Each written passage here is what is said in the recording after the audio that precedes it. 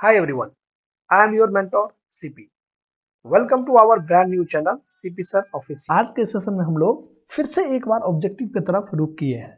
आज जो चैप्टर उठाए हैं बच्चे, चैप्टर है गतिमान आवेश और चुंबकत्व। बोले तो moving charges and magnetism. Moving charges and magnetism का पहला ही क्वेश्चन है बच्चों कि निम्नलिखित में लॉरेंज बल के लिए कौन सा सही है। अब लॉरेंज बल क्या होता है? लॉरेंज बल होता क्या है बच्चों? जब किसी आवेशित कण को चुंबकीय क्षेत्र में रखते हैं तो उस पर जो आरोपित बल होता है उसे हम लोग लॉरेंज बल कहते हैं। और जब भी हम बात करते हैं किसका, लॉरेंज बल का, ये लॉरेंज बल हमेशा यानी एफ एल इक्वल्स टू किसके करीब हो जाता है?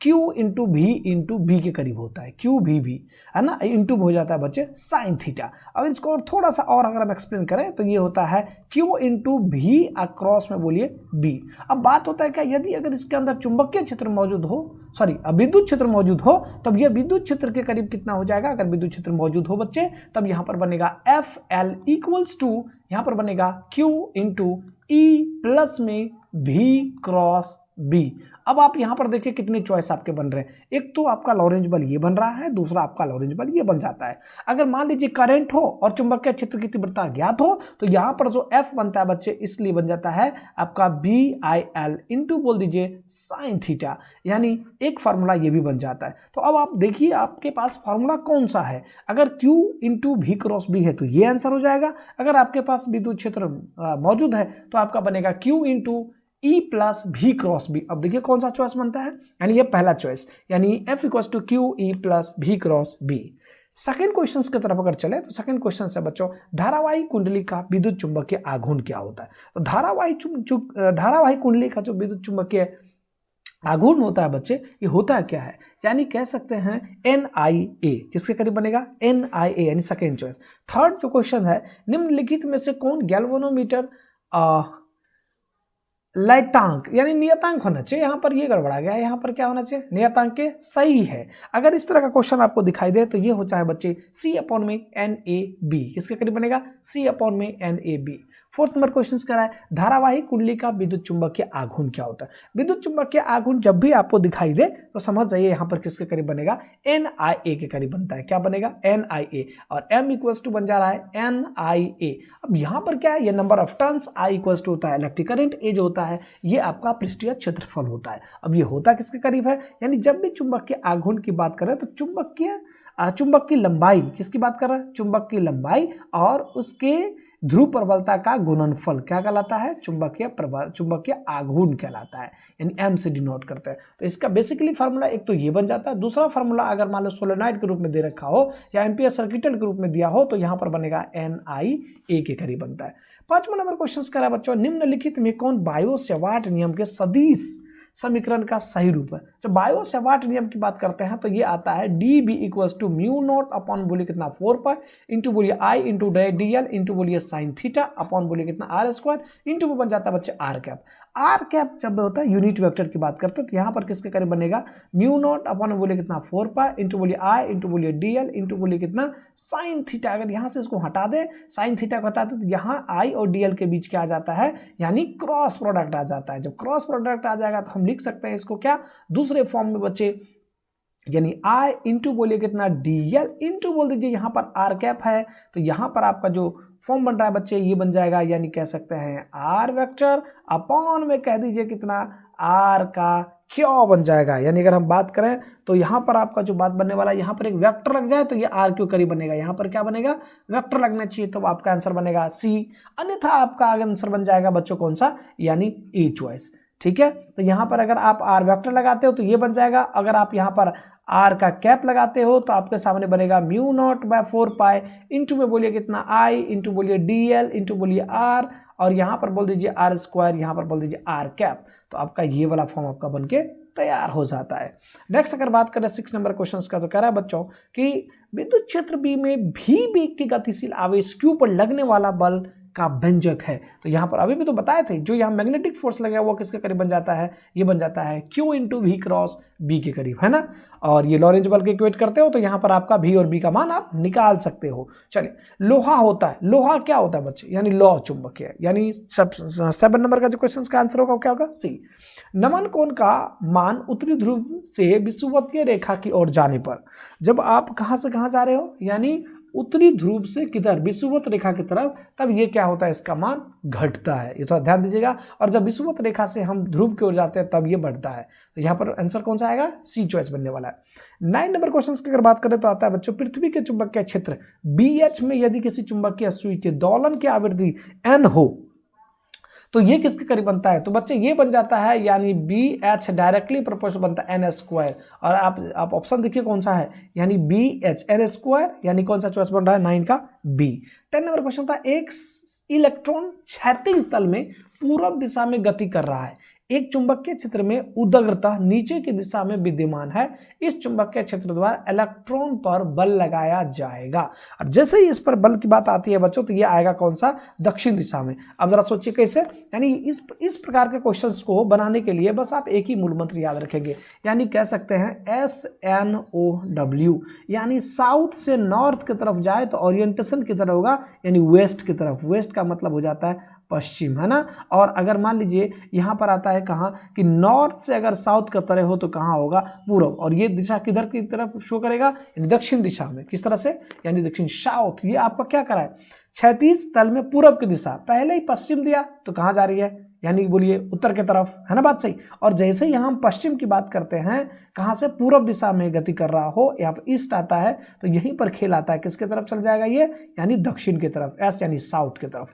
ठीक है, चलिए 11th नंबर क्वेश्चन की अगर बात करें, जब कोई आवेशित कण एक ऐसे क्षेत्र में गति करता है जहां चुंबकीय क्षेत्र विद्यमान हो, तो इस कंडीशन में आपका जो आंसर होगा बच्चे, ये बनेगा वेग अचर रहता है। ये बात थोड़ा ध्यान दीजिएगा, आवेशित कण अगर एक ऐसे क्षेत्र में गति करता है जहां चुंबकीय क्षेत्र विद्यमान हो तो उसका वेग क्या होगा, अचर होगा। अब कैसे अचर होगा, जरा सोचिए। मान लिया जाए एक कण है ना, जो गति क्या है, वृत्तीय गति पर गति कर रही है, इलेक्ट्रॉन ले लिया जाए ना आर दिशा में। तो यहाँ पर अगर चुंबकीय क्षेत्र की बात करें, अगर चुंबकीय क्षेत्र की तीव्रता की बात करते हैं, और यहाँ पर डॉट और क्रॉस दो अलग अलग बातें बनता है। डॉट जो है वो कहाँ है, यानी बाहर की ओर, डॉट किसके तरफ होता है, चुंबकीय क्षेत्र बाहर की ओर, और क्रॉस होता है किसके अंदर, यानी अंदर की ओर चुंबकीय क्षेत्र की तीव्रता, है ना।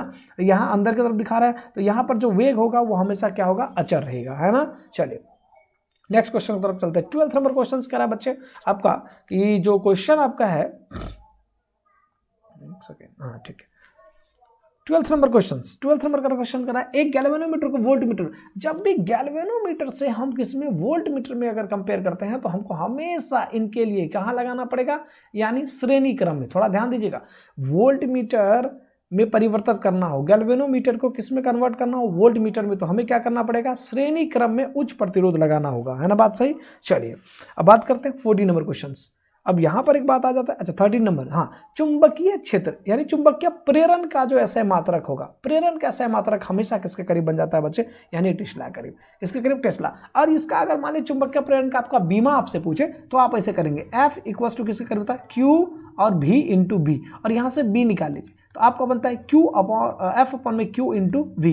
F का जो बनता है बच्चे यहाँ पर क्या बात बनेगा, यानी MLT-2 अपॉन में Q होता है बच्चे AT, और यहाँ पर ये होता है L बाई T, T से T कैंसिल आउट हो गया, इसको ऊपर L से L कैंसिल आउट हो जा रहा है। अब यहाँ से आप इसका बीमा निकाल सकते हैं, है ना बात सही। इसका बीमा आप निकालिए, आपसे पूछा जाता है। देखिए अब यहाँ पर पूछ दिया क्या, निम्नलिखित क्षेत्र में चुंबकीय प्रेरण के बीमा क्या होता है, चुंबकीय प्रेरण के बीमा क्या बनेगी, जरा देखिए ना, यहाँ पर बीमा निकालने के लिए क्या होता है, M फिर क्या बनेगा, L का बोलिए 0, L तो नहीं है ना इसमें देखिए L नहीं है, अगर इसमें L नहीं है तो क्या बन रहा है, M और कितना L, और यहाँ पर बन जाएगा कितना T आपको दिख रहा है, तो यहाँ पर बनेगा T-2, और इसको A को उधर ऊपर भेज दीजिए तो A-1, यानी आपका चॉइस कौन सा बन जाएगा, यानी आपका चॉइस बनेगा बच्चे कौन सा, यानी फर्स्ट चॉइस आपका क्लियर हो जाता है। जब किसी एमीटर को शंट किया जाता है तो इसकी माप सीमा, बच्चे एमीटर को शंटिंग क्यों किया जाता है, एमीटर की क्वेश्चन आता है, एमीटर को शंट क्यों किया जाता है, ताकि इसकी माप सीमा क्या हो जाए, बढ़ जाए, क्या हो जाए, यानी माप सीमा बढ़ जाए। तो कहाँ पर चॉइस है, ए चॉइस, यानी बढ़ जाती है। 16 नंबर क्वेश्चन की अगर बात करें तो आता है चुंबकशीलता का बीमा, बस फिर से वही घूम फिर के वही क्वेश्चन आ गया, डायरेक्ट मार दीजिए कौन सा, MLT-2 I-1, यानी पहला चॉइस, है ना बात सही। चलिए नेक्स्ट की बात करते हैं। अब यहां पर आता है क्या कि गैल्वेनोमीटर से प्रभावित। अब अच्छा चुंबकीयशीलता की जब भी बात आता है तो क्या बात बनेगा बच्चों, यानी आपके सामने आता है B equals to mu naught by कितना 4 पाई इंटू बोलिए कितना I इंटू बोलिए कितना DL अपन बोलिए कितना R स्क्वायर। तो अपन यही म्यू नॉट की जो है यही आपको बीमा निकालना होता है। तो यहाँ से आप आराम से निकाल सकते हैं। I यहाँ पे विद्युत धारा है, DL जो है ये बच्चा लेंथ है, R जो है यहाँ पर भी लेंथ है। तो यहाँ से ऑलमोस्ट हम इसको काट सकते हैं बीमा के लिए, I बाय R बन सकता है। अब यहाँ से आप बीमा अपना निकाल सकते हो। चलिए गैल्वेनोमीटर से प्रवाहित धारा, अब जब भी आती है गैल्वेनोमीटर से प्रवाहित धारा तो ये किसके करीब बनेगा, S इंटू बोलिए I अपॉन में बनता है जी G प्लस बोलिए S। अब ये चॉइस ढूंढ लीजिए कहां पर है, यानी बी चॉइस है, तो कोई दिक्कत वाली बात नहीं है। चलिए और 18th नंबर क्वेश्चन की अगर बात करें तो क्वेश्चन करा आर त्रिज्या के वृत्ताकार लूप में I धारा प्रवाहित है जिसे एक चुंबकीय क्षेत्र B में रखा जाए तो तार पर बल। अभी तार पर जब भी बल आता है ना तो इस प्रकार के क्वेश्चंस के लिए देखिए बल हमेशा किसे करे बनेगा, तो आपका कौन सा बल चुंबकीय क्षेत्र में B पर रखा हो तो तार पे बल, तो F बराबर क्या होता है ILB इंटू बोल दीजिए कितना होता है साइन थीटा। और कहाँ पे है आर त्रिज्या के लूप में है बच्चों, तो यहाँ पर एक दूसरे का म्यूचुअल कितना डिग्री 0 डिग्री, और यहाँ पर जरा बात करिए साइन 0 कितना हो जाता है जी साइन 0 0, यहाँ पर बल का मान कितना हो जाएगा यानी 0 हो जाएगा, है ना बात सही। चलिए 19 नंबर क्वेश्चन बात है साइक्लोट्रॉन किस कण को उच्च ऊर्जा, साइक्लोट्रॉन शब्द जब भी आ जाए ना बच्चे तो यहाँ एक ही लाइन में आता है जी किसको, यानी कह सकते हैं त्वरित करने के लिए उपयुक्त नहीं है, इलेक्ट्रॉन के लिए नहीं है, बाकी सबके लिए। साइक्लोट्रॉन आ जाए तो किस कण की अगर बात करें तो सीधा सीधा यहाँ पे आता है जी प्रोटॉन, कौन सा ड्यूट्रॉन, और आ जाता है जी अल्फा कण, ये सब आते हैं, लेकिन किसके लिए नहीं होता है, इलेक्ट्रॉन के लिए नहीं होता है। तो ये थोड़ा सा आप क्या करेंगे ध्यान देंगे, है ना बात सही। चलिए तो आंसर क्या हो जाएगा इसका, यानी कह सकते हैं इसका आंसर बनेगा इलेक्ट्रॉन के लिए एलिजिबल नहीं है ना। चलिए अगर हम 20 नंबर क्वेश्चन की बात करें, 20 नंबर क्वेश्चन कह रहा है बच्चे आपका, जब G प्रतिरोध वाले गैल्वेनोमीटर को एक शंट, आपको पता था कि शंटिंग क्यों करते हैं, है ना।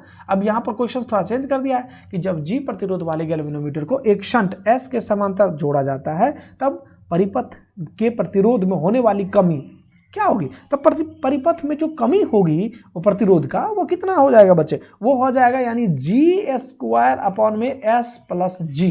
कौन सा चॉइस बन रहा है, यानी बी चॉइस बन रहा है आपको 21, है ना। ये सब कहाँ मिलेगा, गैल्वेनोमीटर में कन्वर्जन के लिए आता है, मूविंग कॉइल गैल्वेनोमीटर यानी MCG। जब आप यहाँ पर पढ़ोगे MCG मूविंग कॉइल गैल्वेनोमीटर, वहाँ पर ये बहुत बढ़िया से आपको पढ़ाया गया है ना बात सही।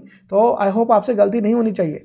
21 नंबर क्वेश्चन है, किसी चुंबक को लंबाई के समांतर n बराबर टुकड़ों में काटने पर प्रत्येक टुकड़े का, हाँ ये बड़ा इंपॉर्टेंट क्वेश्चन है, ये बार बार ये क्वेश्चन टकराता है। यहाँ पर करें चुंबक की लंबाई को n समांतर, मान लिया जब बराबर भाग में काट रहे हैं तो बराबर भाग में काटने पर हमेशा क्या बात बनेगा, इसकी जो आघूर्ण होगा ये हमेशा आघूर्ण क्या होगा बच्चे, ये चुंबकीय आघूर्ण अब बटा कितनी बार लंबाई गई है तो m बाय कितना बन जाएगा n बन जाएगा। आंसर क्या बनेगा m बाय n। चुंबकीय प्रेरण का बीमा, फिर वही क्वेश्चन आ गया, चुंबकीय प्रेरण की बीमा आपसे पूछ रहा है, चुंबकीय प्रेरण की बीमा क्या बनेगा, यानी कह सकते हैं बच्चे M L0 T-2 I-1। तो कौन सा चॉइस बन रहा है, यानी सी चॉइस। 23 नंबर की बात अगर करें बच्चों तो शंट के प्रयोग में धारामापी की सुग्राहिता। अब शंट के प्रयोग में धारामापी की सुग्राहिता, सुग्राहिता का क्या मतलब, धारामापी का मतलब होता है गैल्वेनोमीटर, क्या बनता है गैल्वेनोमीटर, है ना बात सही। अब यहाँ पर शंट के प्रयोग से गैल्वेनोमीटर पर क्या इफेक्ट पड़ता है बच्चों, जैसे हम गैल्वेनोमीटर के इफेक्ट बढ़ते हैं तो इसकी वैल्यू सुग्राहिता क्या हो जाती है, सेंसिटिविटी। सुग्राहिता का मतलब क्या हुआ, सेंसिटिविटी किसका, धारामापी यानी current sensitivity, CURRENT, current sensitivity की वैल्यू क्या हो जाती है, घट जाती है। शंट के प्रयोग में करंट सेंसिटिविटी की वैल्यू घट जाती है। 24 नंबर क्वेश्चन है, एक गैल्वेनोमीटर को एमीटर में बदलने के लिए जोड़ा जाता है। कितना मजेदार क्वेश्चन है ये आपका। एक गैल्वेनोमीटर को एमीटर में बदलने के लिए उसे समांतर क्रम में जोड़ते हैं और वोल्ट मीटर में करने के लिए उसे श्रेणी क्रम में लगाते हैं, उच्च प्रतिरोध, है ना। और जैसे ही हम कहाँ लगाते हैं जी गैल्वेनोमीटर को एमीटर में, तो समांतर क्रम में, लेकिन कौन सा, निम्न प्रतिरोध। ये थोड़ा सा ध्यान देंगे आप, फोकस देंगे। चलिए नेक्स्ट की बात करें, दो गतिशील आवेशों के बीच बल लगता है जी। दो गतिशील आवेशों के बीच किस प्रकार का बल आएगा जी, यानी कह सकते हैं चुंबकीय बल। कौन सा बल, चुंबकीय बल। चलिए नेक्स्ट क्वेश्चन है आपका कि चल कुंडली कैलकुलेटर में प्राप्त धारा का मान समानुपाती है। जैसे ही धारा का मान समानुपाती हो ना तो मतलब सीधा कहता है विक्षेप का। किसका आंसर आ जाएगा? विक्षेप का। यानी कह सकते हैं जो आपका टाउ है वो डायरेक्टली प्रोपोर्शनल के करीब हो जाता है, यानी थीटा के करीब हो जाता है। चलिए नेक्स्ट क्वेश्चन की बात 27। विद्युत धारा के चुंबकीय प्रभाव की खोज की थी। विद्युत चुंबकीय धारा के प्रभाव का खोज किसने करा था? जरा जल्दी से कमेंट करिए इसका, अगर आंसर पता हो तो। किसने करा था जी? फ्लेमिंग ने। किसने करा था? फ्लेमिंग ने, है ना बात सही। विद्युत धारा का चुंबकीय प्रभाव खोज कौन किया था? फ्लेमिंग ने। चलिए नेक्स्ट आता है गैल्वेनोमीटर को वोल्टमीटर बनाना में जरूरत है। किसकी जरूरत होती है? किसकी जरूरत होती है ये? यानी कह सकते हैं उच्च प्रतिरोध का। किसकी जरूरत होती है? उच्च प्रतिरोध का। ये सब तो आपको आता ही है, फिर भी है ना देखते रहिए और आंसर टिक करते रहिए, है ना, आपकी तैयारी अच्छी हो जाएगी। फिर से आ गया लॉरेंज बल। अच्छा, लॉरेंज बल पीछा नहीं छोड़ेगा। लॉरेंज बल जब भी आता है तो क्या बनेगा? क्यू वी बी इंटू बोलिए कितना? Sine theta. Q V B into sine theta. तो 30 नंबर क्वेश्चन है चल कुंडली गैल्वेनोमीटर के बनाने का सिद्धांत। चल कुंडली गैल्वेनोमीटर यानी मूविंग कॉइल गैल्वेनोमीटर, यानी कहते हैं एमसीजी। देखिए एमसीजी से क्वेश्चन टकरा रहा है ऑब्जेक्टिव आपका बार बार, तो इस पर थोड़ा फोकस बनाए रखिएगा। तो चल कुंडली गैल्वेनोमीटर बनाने का सिद्धांत किस पर निर्भर करता है? यानी चुंबक के धारा प्रभाव का। किस पर करता है? चुंबक के धारा प्रभाव का। लेंज का नियम, वाह बहुत बढ़िया क्वेश्चन है। लेंज का नियम पालन करता है किस पर? ऊर्जा संरक्षण पर। ये थोड़ा सा ध्यान दीजिएगा। लेंज का नियम किस पर डिपेंड करता है बच्चे?